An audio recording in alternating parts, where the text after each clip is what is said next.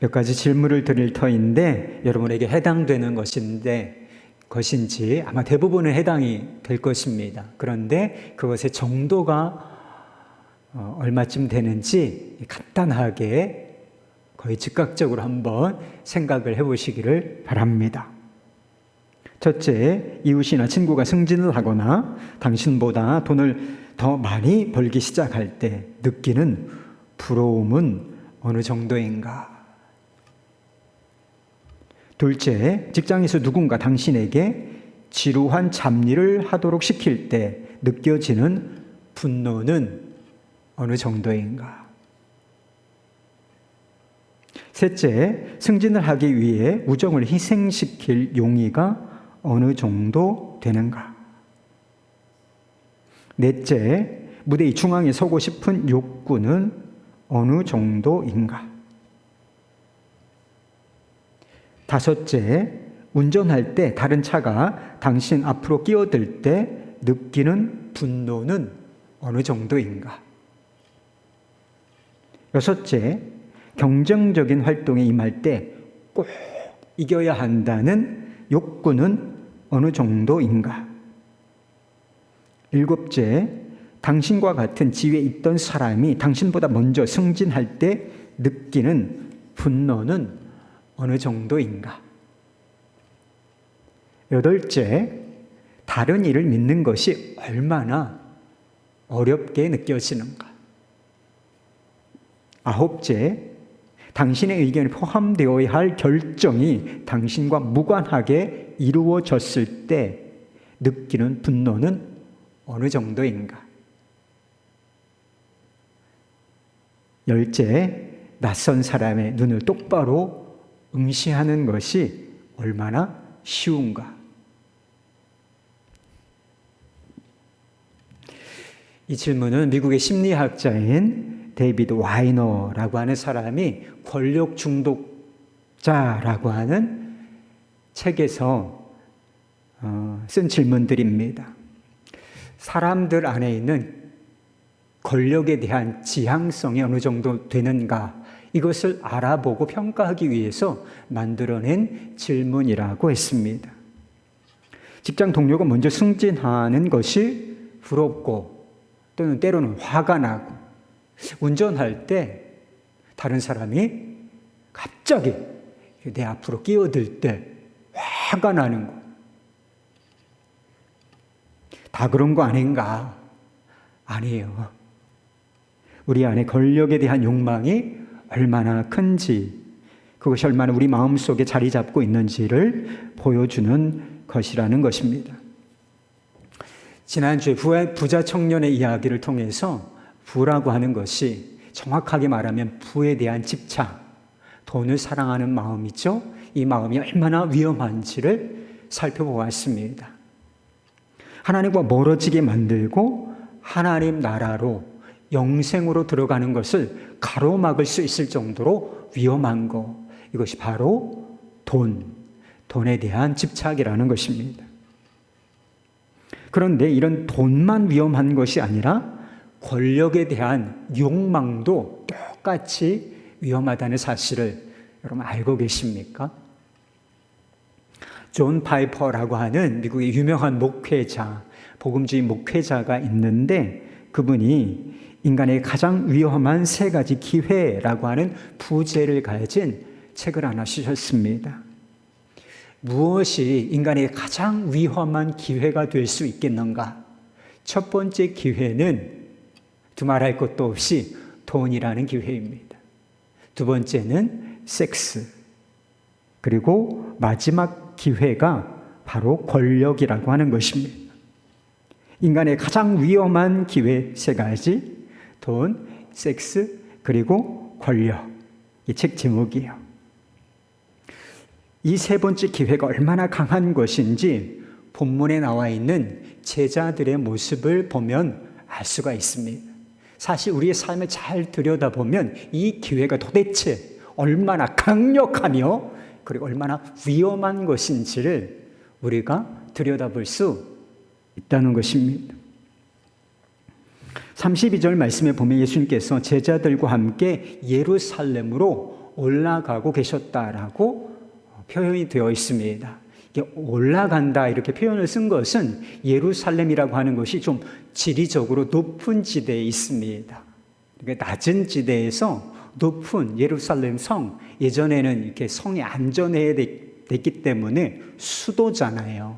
그래서 지정학적으로 높은 위치에 이런 도시들이 있었던 경우가 많은데 예루살렘이 바로 그런 위치에 있었던 것이죠.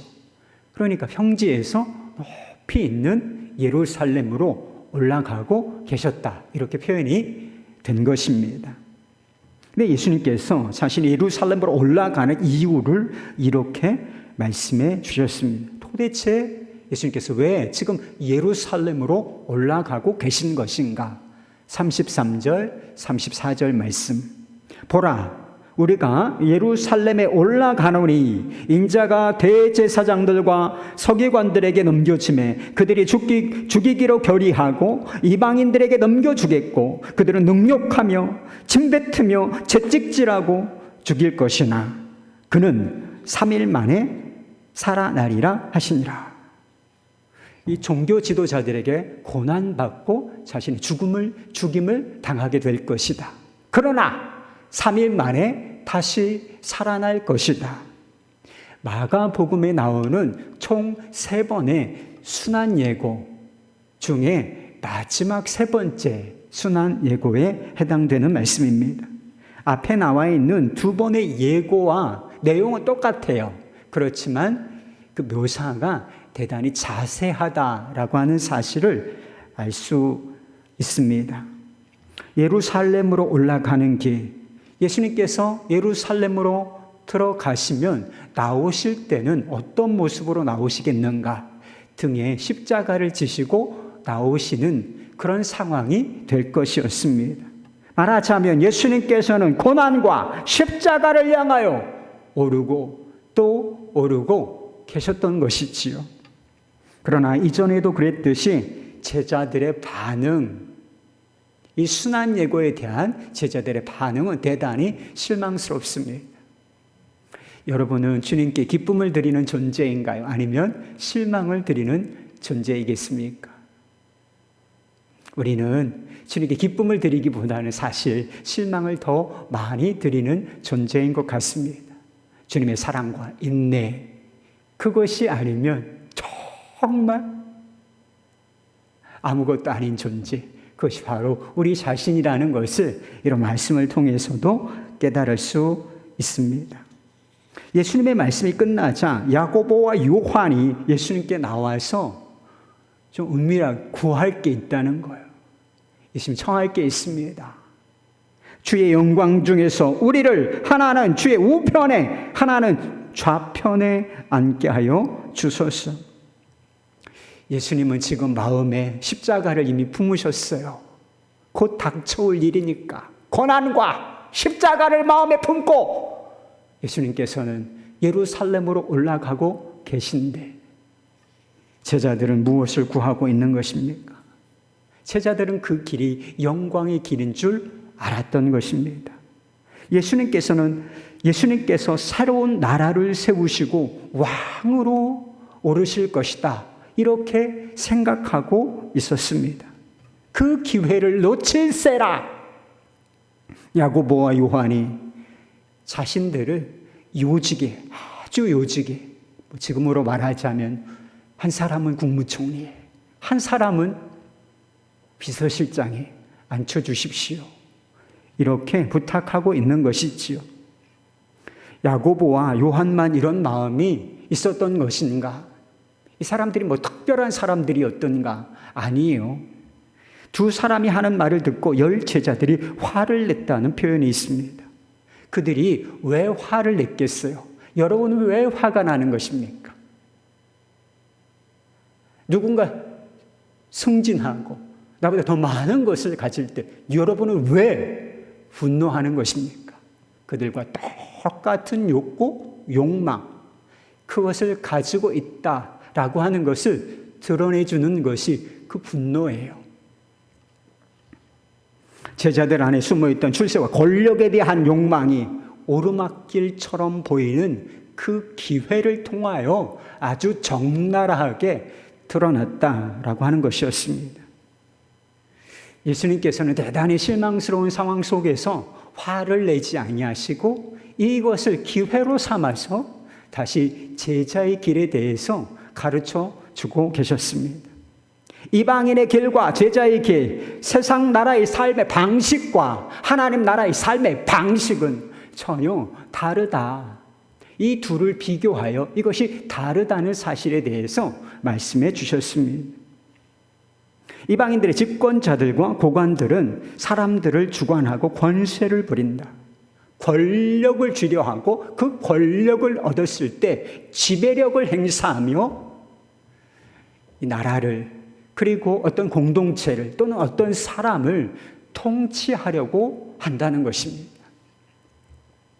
여러분 그렇지 않습니까? 꼭대기에 올라서서 다른 사람을 지배하고 다스리는 것, 이 대단한 권력자들뿐만 아니라 세상에 사는 모든 사람들이 원하고 추구하는 삶의 방식이 아닌가요? 지금 갑질이라고 하는 이야기를 많이 들을 수 있을 것 같습니다. 있는 것 같습니다. 갑질이라고 하는 것은 좀 높은 위치에 있는 사람이 그보다 낮은 위치에 있는 아주 긴밀한 관계인데 높은 위치에 있는 사람이 보다 낮은 위치에 있는 사람에게 나쁜 방식으로 권세를 부리는 것을 말하는 것을 말해요. 여러분은 갑이십니까? 아니면 을이신가요? 어떤 사람에게는 내 위치가 을일 수도 있지만 어떤 상황 속에서는 내가 을일 수도 있지만 어떤 상황, 어떤 사람에게 대하여는 내가 갑의 위치에 있을 수도 있는 것이지. 내가 오도를 주는 사람일 수도 있어요. 여러분이 갑의 위치에 있을 때 여러분은 을을 어떻게 대하십니까? 그것이 여러분의 제자됨과 관련이 있다는 사실을 여러분 알고 계시나요? 한 아파트 입주자 대표가 경비 노동자에게 거수 경례를 시켰다는 이야기를 들었습니다. 아파트에 산다는 것이 그렇게 유세인가요? 주차 문제로 폭언을 하고 폭행을 하고 그래서 경비하시는 분이 스스로 목숨을 끊었다. 이런 이야기가 있지 않습니까? 아파트에 사는 것이 대단한 유세인가요? 아파트 입주자 대표가 되었다는 것이 대단한 권력을 얻은 것입니까? 고위직 공무원이라도 되는 것인가요? 그런데 마치 대통령이나 고위 공직자가 이 청사에 들어가는 것처럼 이 경비하신 분에게 거수 경례를 시켰다는 것. 한 줌도 안 되는 지위와 권력으로 권세를 부리려 하는 그런 모습을 보인 것이지요. 음식점에서 아르바이트 하는 학생들이 티셔츠를 입었는데 그 등판에 뭐라고 쓰여 있느냐 하면 남의 집 귀한 자식이라고 하는 글귀가 써져 있는 티셔츠 입고 일하는 그런 경우가 있다는 거예요. 주문하는 카운터에 여러분 그런 문구가 쓰여져 있는 경우를 혹시 본 적이 있으신지 모르겠습니다. 반말로 주문하시면 반말로 주문받습니다.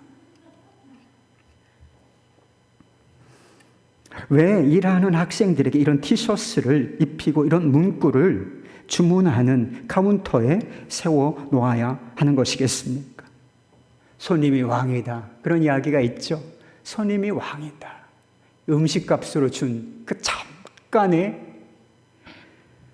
권세를 부리려 하는 사람들이 너무나 많기 때문이라고 하는 것입니다. 사람들이 권력을 추구하고 권세를 부리려 하는 욕망을 가지는 이유가 무엇이냐? 그게 맛이 있기 때문에 그렇습니다. 권세를 휘두르는 것이 맛이 있다는가요?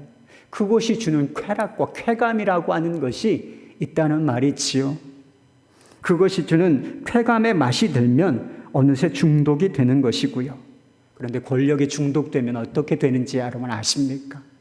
큰 권력, 작은 권력 따지지 않습니다. 작은 권력에도 중독된 사람 얼마든지 있습니다. 갑질하는 사람들, 중독자들이요. 모든 중독이 인격과 삶을 황폐하게 만드는 것처럼 이 권력에 중독되는 것 역시 삶을, 인격을 황폐하게 만든다는 것입니다. 처음에 드린 질문처럼 권력욕과 지배욕을 가진 사람들은 경쟁심이 대단히 강합니다. 다른 사람이 나보다 앞서는 거 견딜 수가 없어요. 왜? 내가 최고가 되어야 하니까. 내가 꼭대기 으뜸 그 자리에 서야 하니까. 그리고 내 마음대로 누군가를 통제하고 공동체를 통제해야 하니까 그런 욕망을 보이는 것이지요. 다른 사람이 좀 크는 것처럼 보이면 힘으로 누르기 시작합니다. 싹을 싹 잘라버리는 거죠. 주변을 다 초토화시켜버리려고 한 그런 모습을 보인단 말이에요. 그러나 결국 뒤처지게 되면 자존심이 다 무너지고, 그리고 화가 나서 어쩔 줄 모르는 그런 일종의 정신적인 공황 상태에 빠지게 되는 것입니다. 이런 마음에 어찌 진정한 기쁨과 그리고 평화, 행복이 깃들 수 있겠습니까? 자금성 아시지요? 중국 황제의 거처, 이게 바로 자금성입니다. 자금성은 우리나라 경복궁과는 비교할 수 없을 정도로 규모가 어마어마해요. 제가 아주 오래전에 한번 이 자금성을 방문한 적이 있는데 하루에 다 돌기도 어렵습니다. 그럴 정도로 아주 규모가 큰 그런 성이지요. 그런데 이 거대한 성에 없는 것 한 가지가 있대요. 그게 바로 나무입니다. 나무가 있으면 여러모로 좋지 않아요? 지금 우리 도시에도 집을 지을 때 반드시 나무를 심도록 되어 있어요. 조경법이라는 것이 있습니다. 왜? 나무가 있어야 정서적으로도 안정이 되고, 그리고 이게 회색빛 도시면 이게 도시 모양이 안 나잖아요.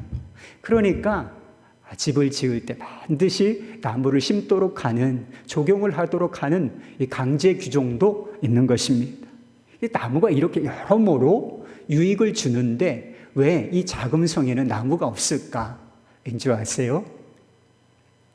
자객이 들어와서 이 우거진 나무 사이에 몸을 숨길까 봐 그렇다는 거예요. 자객이 땅을 파고 들어오면 어떨까? 그것도 대비를 해놨어요. 그래서 50cm, 무려 50cm가 되는 정말 튼튼한 돌을 그 자금성 전체를 다 깔아 놓았다는 것입니다. 그리고 황제의 침실, 그 주변에는 특수한 돌을 깔았대요. 이게 어떻게 특수한 돌이냐면 작은 발걸음에도 소리가 아주 크게 들리는 그런 돌이라고 하는 것입니다. 권세를 가지고 천하를 호령하는 것처럼 보였던 이 황제가 사실은 이 두려움과 불안이라고 하는 이 좁은 감옥에 갇혀서 살았다는 사실을 보여주는 증거들인 것입니다. 황제의 길을 따르면 주변에 나무 하나가 없을 정도로 외로워집니다, 여러분.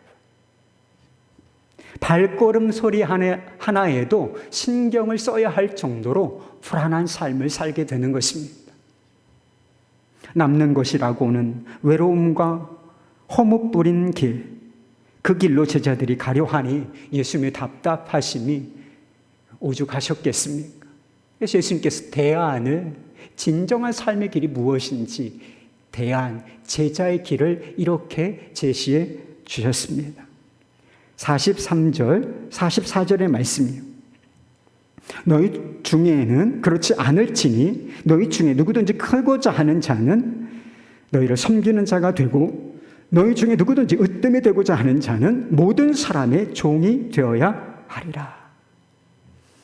이 말씀이 어떻게 시작되는지를 보세요. 너희 중에는 그렇지 않을지니, 뭔가 다르다는 이야기죠. 너희는 달라야 한다. 이렇게 말씀하시는 것이지요. 세상의 높은 곳에 올라 지배력을 행사하고 권세를 부리려고 하지요. 이게 세상입니다. 그러나 하나님의 나라에서는 권위와 리더십이 드러나는 방식이 완전히 다르고 달라야 한다는 것입니다. 하나님 나라는 어떤 나라입니까? 낮아짐을 통하여 으뜸이 되고, 그리고 사랑으로 인한 섬김을 통하여 위대해지는 나라인 것입니다. 세상과는 완전히 역방향인 것이지요. 근데 그 길을 걷는 사람, 그 사람이 바로 하나님의 나라에 속한 사람이고 제자라고 말씀하고 계신 것입니다. 교회는 대단히 불완전하지만, 불완전한 사람들이 모인 공동체니까 불완전하죠. 교회는, 이 땅의 교회는 불완전하지만 이 땅에 존재하는 하나님 나라입니다. 예수님과 동행하는 하나님의 나라, 하나님 나라 공동체, 이게 바로 교회인 것입니다. 예수님과 동행하는 하나님 나라 공동체, 우리 비전이에요. 우리 교회의 비전인데 이게 우리 교회의 비전이 아니라 교회의 본질을 이야기하고 있는 것입니다. 우리 교회가 정말 하나님 나라 공동체인지 어떻게 알 수 있습니까? 구호로 되는 것인가요? 이렇게 현수막에 써 붙였다고 되는 것입니까? 우리 자신이 낮아지고 섬기는 자리에 설 줄 아는가를 보면 알 수가 있어요. 우리가 서로 낮아지고, 서로 낮아지고, 사랑하고, 섬기는 모습을 보이고 있는가, 이걸 보면 안다는 것이죠. 특별히 리더십을 가진 사람, 저 같은 사람이죠. 그리고 무슨 장으로 임명을 받은 사람, 무슨 직분자들, 이런 사람들의 모습을 보면 알 수 있는 것입니다. 권위적이고 지시하고 명령하는 거 좋아하고, 자신이 중요한 사람이라고 인정받기를 좋아하고, 그리고 대접받기를 좋아하고, 누군가를 경계하고, 경계, 내 자리 차지하는 거 아니냐. 그건 세상이지 하나님 나라가 아닙니다. 세상에서 하찮게 여겨지는 사람이라 할지라도 교회에 와서 귀한 사람으로 대접받고, 세상이 갑질하는 세상 아닙니까? 크고 작은 갑질을 당하고 있잖아요. 그렇게 세상의 갑질에 지친 사람들이 이 교회에 와서 숨을 쉬며 그리고 치유와 회복을 얻는 곳,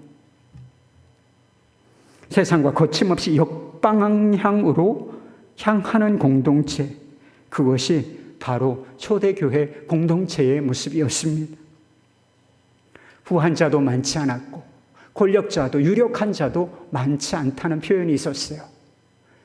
그런 상황이었지만 교회는 세상의 매력과 영향력을 가진 공동체였다는 것입니다. 초대교회가 급속하게 부흥할 수 있었던 원인 중에 하나인 것입니다. 지금 한국교회의 모습, 우리 교회의 모습은 어떻습니까? 지금 한국교회는 세상에 대한 영향력을 완전히 상실했습니다. 권위도 없고 리더십은 두말할 것도 없다는 것이죠. 왜 그런 줄 아십니까? 예전보다 교세가 줄었기 때문인가? 교세가 약간 줄긴 했지만 교세 아직도 대단합니다. 교회 안에 돈 있는 사람이나 권세 있는 사람이 없기 때문인가? 우리 교회는 잘 안 보이지만 다른 교회는, 서울의 어느 유력한 교회는 즐비해 그런 사람들.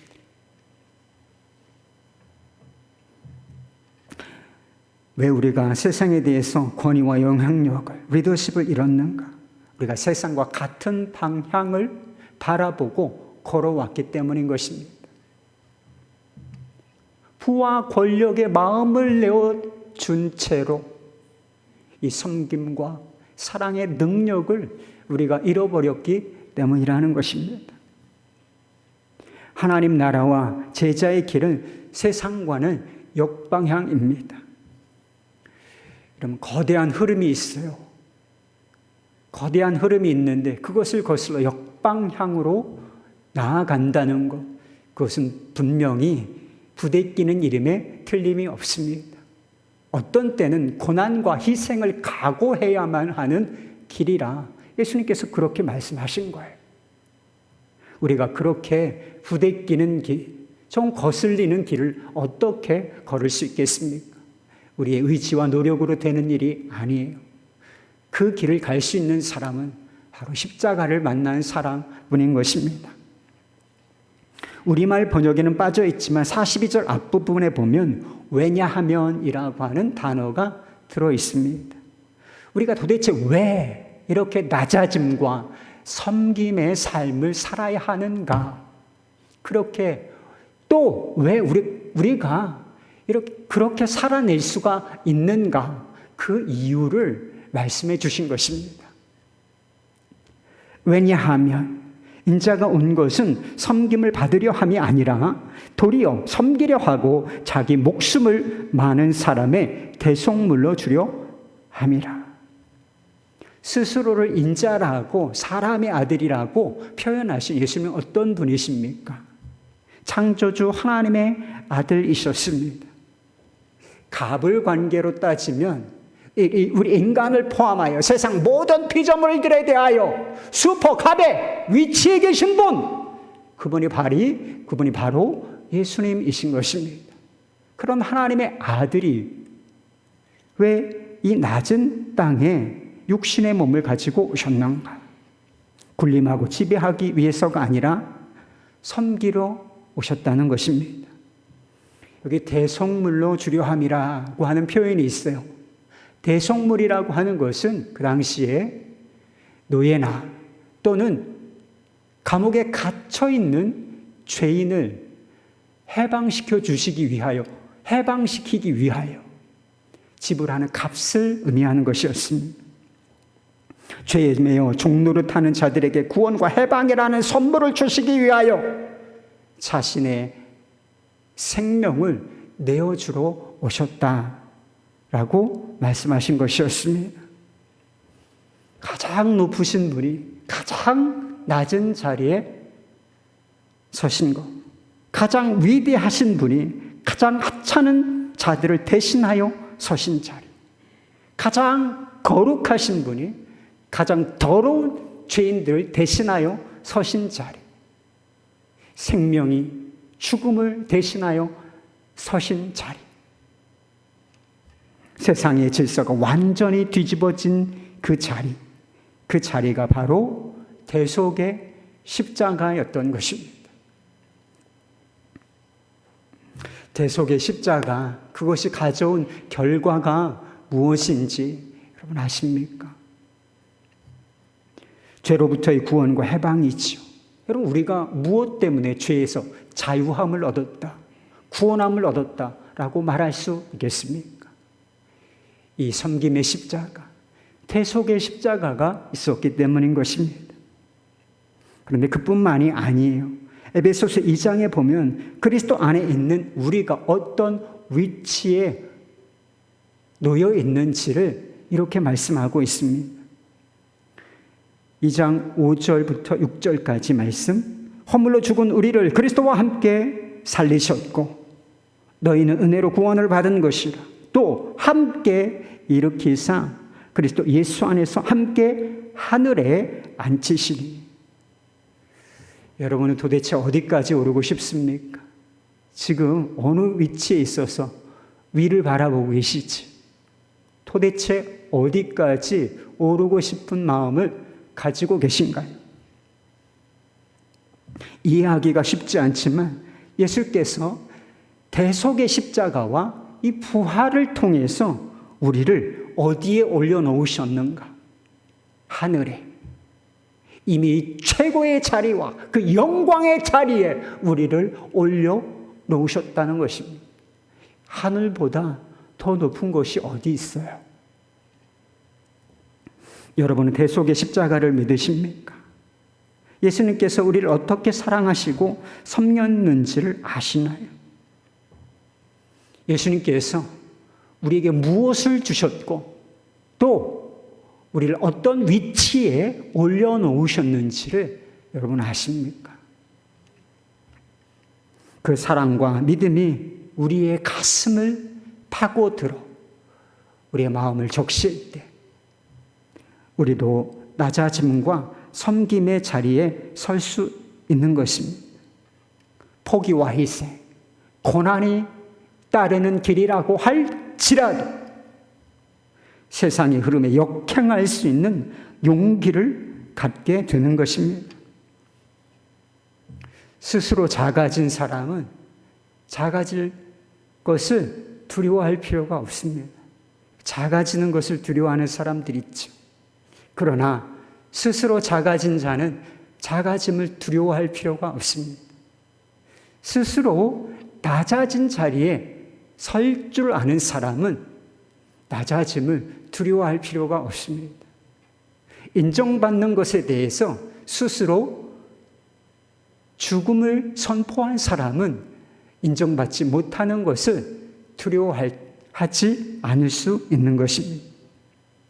오직 이들은 안식을 누리는 가운데 다른 사람을 사랑하고 섬김으로써 기쁨을 누리게 되는 것입니다. 고난과 고생조차 의미 있고 행복하고 감사한 일로 변하게 되는 것입니다. 이것이 그리스도인들이 하나님께서 주신 삶과 하나님 나라를 누리는 방식인 거예요. 미국의 팀 하스라고 하는 회사가 있습니다. 주차장 건물을 짓는 건축 회사인데 미국 젊은이들이 가고 싶은 회사, 이 회사를 꼽는다는 것입니다. 그 회사의 대표가 팀 하스, 우리 이름으로 하형록이라고 하는 분이세요. 지금은 목사님이 되셨습니다. 그 회사의 비전이 그런 비전을 가지고 있대요. 우리는 어려운 이웃을 돕기 위하여 존재한다. 여러분, 일반 기업들이 무엇을 추구합니까? 이윤의 극대화를 추구하고 성장과 그리고 성공을 비전으로 추구하는 것이 일반적인 경우이지요. 이것이 비즈니스 철학입니다. 그런데 이것과는 완전히 다른 비즈니스 철학을 가지고 있다는 것입니다. 한 신문 기자는 이것을 거꾸로 비즈니스라고 불렀습니다. 2009년에 국제금융위기가 와서 미국 사회가 경제가 대단히 어려웠던 적이 있었대요. 많은 기업들이 살아남기 위해서 직원들의 거의 절반 가까이를 해고해야만 하는 상황이 되었다는 것입니다. 이 팀 하스도 예외는 아니었지요. 대량 해고를 해야만 버틸 수 있겠다라고 하는 그런 판단이 드는 상황이었다는 것입니다. 그러나 이 팀 하스는 직원들을 해고하지 않기로 했다는 것입니다. 우리는 어려운 이웃들을 돕기 위하여 존재한다. 이것 때문이었어요. 우리가 직원들을 해고하게 되면 그들이 직장을 잃게 될 것이고 그들이 바로 어려운 이웃이 될 것이기 때문이라는 거예요. 우리가 어려운 이웃을 돕기 위하여 존재하는 기업인데 이 직원들을, 가장 가까이 있는 직원들을 어려운 이웃으로 만들어서는 안 되지 않겠는가, 이런 생각 때문이었다는 것입니다. 그래서 자기 자신을 포함해서 중역들이 자신들이 가져가야 할 이익금, 그것을 포기하고 고용을 유지하는데 그 비용을 사용했다는 것입니다. 그 이후에 대규모 프로젝트가 들어오면서 대량 해고 위기를 넘길 수가 있었다라고 했습니다. 이 하영록 회장이 거꾸로 비즈니스 철학을 갖게 된 이유가 있었다고 했습니다. 출세와 성공이라고 하는 고속도로를 20대에 어느 회사 이사가 되었으니까, 출세와 성공이라고 하는 고속도로를 달려가는 그 와중에 실제 고속도로에서 자동차 안에서 심장이 멎어버리는 사건이 발생했기 때문입니다. 의식은 돌아왔지만 심장이 나쁘기 때문에 심장을 이식해야만 하는 상황이 온 것입니다. 그는 심장을 이식받는 과정에서 인생에서 가장 중요한 것이 무엇인지 고민하게 되었다고 했습니다. 성경을 읽으면서 하나님의 뜻이 도대체 무엇일까? 발견하기를 원했다는 거예요. 성경을 읽어보니까 가장 중요한 것이 사랑이라는 사실을 알게 됐다는 것입니다. 하나님을 사랑하는 것, 마음을 다하여 하나님을 사랑하는 것하고 이웃을 너 자신처럼 사랑하는 것, 사실은 이 둘이 따로 떨어져 있는 것이 아니라 하나라고 하는 사실도 그가 알게 되었다고 했습니다. 그렇게 해서 태어난 것이 우리는 어려운 이웃을 돕기 위하여 존재한다. 이 거꾸로 비즈니스 철학이었던 것입니다. 그는 P31이라고 하는 책에서 이렇게 말했어요. 직원들과 관련된 이야기를 하면서 이런 이야기를 한 것입니다. 나는 우리 회사가 얼마나 유명한 건물을 많이 지었는가, 내가 얼마나 많은 일을 해냈는가에 별로 관심이 없다. 그보다 내가 오늘 얼마나 유익한 만남을 가졌는가, 누구에게 도움이 되었는가에 더 관심이 많다. 우리 회사가 어린이집을 시작한 것은 어려운 이웃을 돕는다는 회사의 기본 정신을 실천하기 위해서였다. 그저 내 생명을 연장해 준 내 심장이 내 것이 아니며 그 심장이 나에게 오기까지는 다른 누군가의 죽음이 있었다는 사실에 감사로 시작한 일이었다. 하영록 회장님은 이 육신의 심장, 이 새로운 심장만을 이식받은 것이 아니었습니다. 그분은 예수님의 심장, 예수님의 마음까지 이식을 받은 것이었습니다. 그것이 그가 세상과 역행하는 비즈니스와 삶을 살 수 있게 된 이유가 되었던 것이지요. 사도 바울이 빌립보 교회 성도들에게 그런 이야기를 했던 적이 있습니다. 너희 안에 이 마음을 품어라. 곧 그리스도 예수의 마음이니 라고 말입니다. 우리는 예수님의 대속의 십자가로 말미암아 새로운 생명을 이식받았다고 믿는 사람들입니다. 여러분 그렇게 믿으십니까? 그렇다면 어찌 예수님의 심장, 그분의 마음을 이식받는 것을 우리가 거부할 수 있다는 말인가요? 예수님의 심장을 이식받은 사람으로서 기쁨과 감사로 섬김의 길을 걸으실 수 있기를 바랍니다. 세상의 모든 사람들이 오르막 그 길을 주목하고 그 길로 걸어갈 때에 내리막길을 걸을 수 있는 용기가 여러분 안에 주어지기를 우리 주님의 이름으로 축복합니다. 우리 함께 기도하십시다.